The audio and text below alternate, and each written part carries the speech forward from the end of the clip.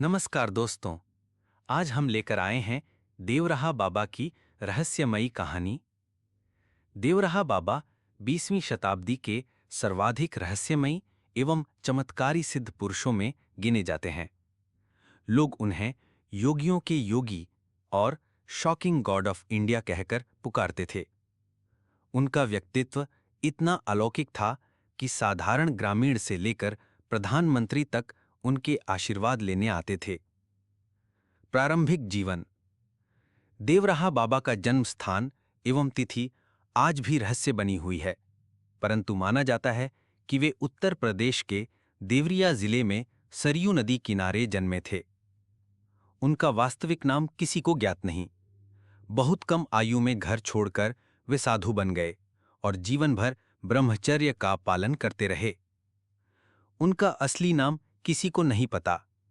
बाबा हमेशा नदी किनारे रहते, पहले सरयू नदी देवरिया, फिर यमुना नदी वृंदावन। वे कभी जमीन पर पैर नहीं रखते थे, हमेशा लकड़ी के बने एक ऊंचे मचान पर बैठते थे। उनका भोजन अत्यंत अल्प था। गंगाजल, तुलसी दल और दूध ही मुख्य आहार माना जाता था। उन्होंने जीवन भर साधारण गेरुआ कपड़ा भी नहीं पहना, बस कमर के नीचे एक जटा जैसा झूला बाघंबरी होता था। कहते हैं वे 250 साल से भी ज्यादा जीवित रहे। कहते हैं कि चुनाव से पहले बड़े नेता देवराहा बाबा का आशीर्वाद लेना शुभ और विजयदायक मानते थे। आशीर्वाद देने की अनोखी शैली। बाबा अक्सर जल में भीग कर आए भक्तों के सिर पर पांव रखकर आशीर्वाद देते थे। लोग मानते थे कि उनकी चरण छाया से जीवन की सारी बाधाएं दूर हो जाती हैं। शरीर त्याग यानी कि महारास।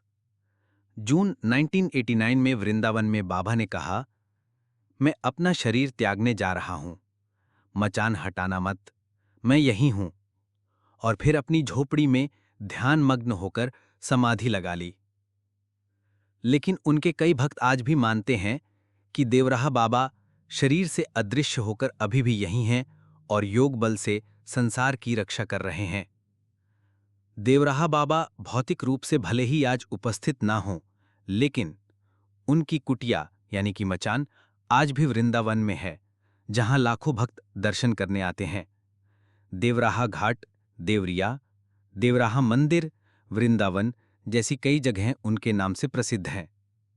उनके शिष्यों में अभी भी कई साधुगण उनकी परंपरा को आगे बढ़ा रहे हैं। देवराहा बाबा एक ऐसे परम सिद्ध योगी थे जिनका जीवन तपस्या, रहस्य और दिव्यता से परिपूर्ण था। उनके जीवन का संदेश था भक्ति, सादगी, योग और ईश्वर में पूर्ण समर्पण। धन्यवाद। ऐसे ही कहानी के लिए चैनल तो लाइक करें, सब्सक्राइब और शेयर करें।